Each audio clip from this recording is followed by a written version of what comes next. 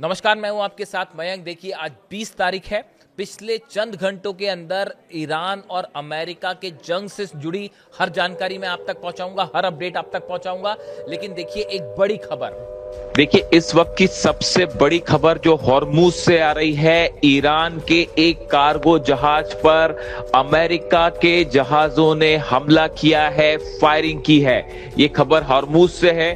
जो खबरें आ रही हैं उसके मुताबिक ईरान का ये कार्गो जहाज, जिसका नाम तूस्का बताया जा रहा है, ये मलेशिया से चला था और मलेशिया से चल के ये बंदर अब्बास पोर्ट जाना चाह रहा था। लेकिन ओमान की खाड़ी के पास हॉर्मूज में जैसे ही इसने प्रवेश किया, अमेरिका के डिस्ट्रॉयर्स ने, जहाजों ने इसके ऊपर हमला किया। पहले तो इसे जाने से रोका, लेकिन उसके बाद जब ये जहाज बंदर अब्बास की तरफ आगे बढ़ता रहा तो इस पर फायरिंग की गई और फायरिंग करने के बाद अमेरिकी नौसेना ने इस जहाज पर कब्जा किया है। इस तरह की खबरें आई हैं। डोनाल्ड ट्रंप का खुद का बयान आया है इस बारे में कि अमेरिकी जहाजों ने, अमेरिकी नौसेना ने एक ईरान के जहाज पर हमला किया है और उस पर कब्जा किया है, जिसके बाद हॉर्मूज में तनाव बेहद ज्यादा बढ़ चुका है।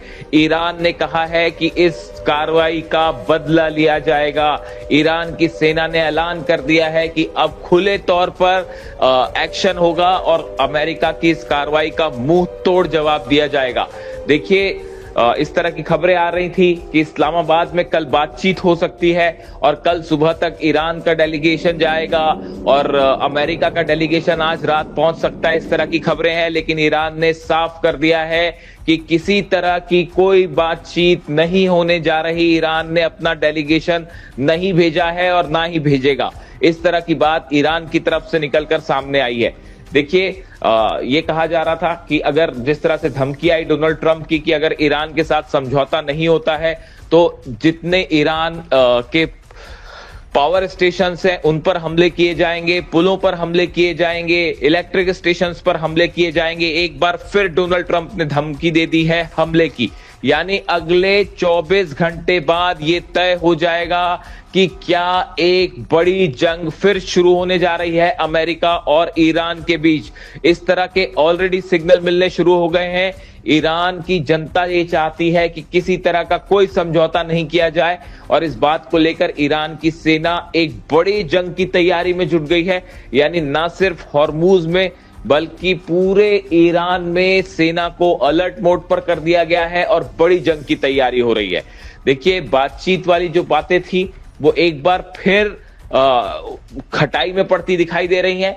लेकिन देखिए, एक बड़ी खबर यह है कि रूस के जरिए और चीन के जरिए एक बार फिर ईरान को सचेत किया गया है कि एक बड़ा ऑपरेशन ईरान के ऊपर हो सकता है।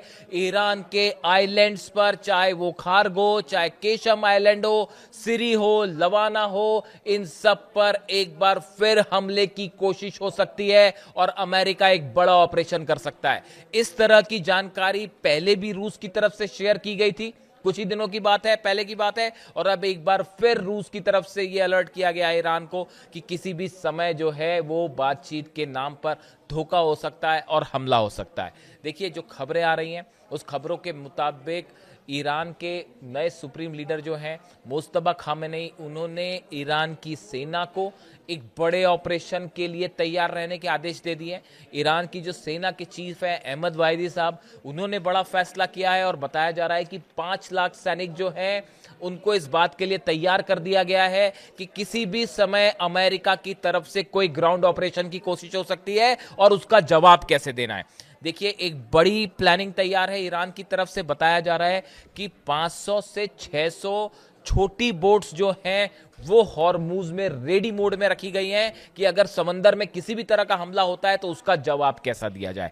बात नंबर 1, जितने द्वीप हैं, सेकेंड पॉइंट, जितने द्वीप हैं, चाहे खार्ग हो, चाहे केशम आइलैंड हो, चाहे लद्दाख हो, चाहे सिरी हो, इन सब जगह, इन सब आइलैंड्स पे ईरान ने अपनी मिसाइल्स जो हैं, अबू मेहदी मिसाइल्स जो हैं, मैं पहले ही बता चुका हूं आपको, इनको रेडी मोड में रख दिया है। अबू मेहदी वो मिसाइल्स हैं जिसको शिप से भी फायर किया जा सकता है और जमीन से भी फायर किया जा सकता है। ये जितने आइलैंड्स हैं सब पे बड़ी संख्या में मिसाइल्स तैनात की जा रही हैं। तीसरा बड़ा डेवलपमेंट, सुरंग से मिसाइल्स निकाली गई हैं। वो मिसाइल्स जो कि रिजर्व मोड में रखी गई थी, उनको निकाल के बड़ी संख्या में तैनात किया जा रहा है। जो सुरंगों में लॉन्च पैड्स थे, उनका मोबिलाइजेशन हो रहा है, उनको फिर तैनात किया जा रहा है। इसके अलावा जो है चौथा बड़ा डेवलपमेंट है, ईरान की मदद के लिए बताया जा रहा है कि एक बार फिर चीन ने अपना missile defence system, anti aircraft जो सिस्टम है, उसकी मिसाइल्स प्रोवाइड की गई हैं। देखिए, ये खबरें लगातार आ रही थी कि 4 से 5 कार्गो जेट्स जो हैं वो उड़ते हैं चाइना से, वो चाइना से टेक ऑफ करते हैं, कुछ ही देर बाद उनका ट्रांसपॉन्डर बंद हो जाता है। ट्रांसपॉन्डर बंद होने का मतलब है कि आप उस प्लेन को लोकेट नहीं कर सकते, किसी भी रडार में वो रडार से गायब हो जाएंगे। बिल्कुल यही होता है। चीन से 4 से 5 कार्गो प्लेन्स, बड़े कार्गो प्लेन्स उड़ते हैं, वो उड़ने के बाद अपना ट्रांसपॉन्डर बंद कर देते हैं। खासकर जैसे ही वो ईरान के करीब आए, वो ईरान की एयर स्पेस में शामिल होते हैं और उसके बाद उनके बारे में कोई जानकारी नहीं मिलती। अब ये खबरें आ रही हैं कि ये 5 कार्गो जेट्स ने तेहरान में लैंडिंग की है और बड़ी संख्या में ईरान की तरफ से मिसाइल्स और डिफेंस सिस्टम प्रोवाइड किया गया है। यानी देखिए, एक तरफ तमाम तरह की बातें हैं, हॉर्मूज में अपना टेंशन है, बातचीत की चर्चाएं हो रही हैं, लेकिन इसी बीच साथ ही साथ एक बड़ी जंग की तैयारी हो रही है। देखिए, ईरान के जो एडवाइजर्स हैं, खासतौर पर सेना से जुड़े, वो ये मान के चल रहे हैं कि अमेरिका के साथ किसी भी तरह की डील का कोई परिणाम नहीं होगा। इस्माइल बघाई जो प्रवक्ता है, उनका ये बयान कि हम अच्छी तरह जानते हैं अमेरिका हमला करेगा, वो इस बात को बता रहा है कि ईरान इस बात को जानता है कि अगर भले ही बातचीत भी हो जाए तो भी न्यूक्लियर मुद्दा ऐसा है, यूरेनियम का मुद्दा ऐसा है जिस पे किसी तरह की डील बेहद मुश्किल है। उसके अलावा मिसाइल प्रोग्राम, नेतन्याहू इस बात के लिए कतई राजी नहीं होंगे कि ईरान अपना मिसाइल प्रोग्राम जारी रखे। तो नेतन्याहू किसी भी सूरत में अगर डील होती भी होगी तो उस डील को कैंसिल करने की पूरी कोशिश करेंगे। इस सूरत में 10 दिन का ही सीज फायर है लिबनन में, वो हटता है, उसके बाद देखिए हिजबुल्लाह, नेतन्याहू कभी इस बात के लिए तैयार नहीं होंगे कि हिजबुल्लाह पर अटैक ना किए जाएं। वो हिजबुल्लाह के नाम पर एक बार फिर लेबनान पर निशाना साधेंगे।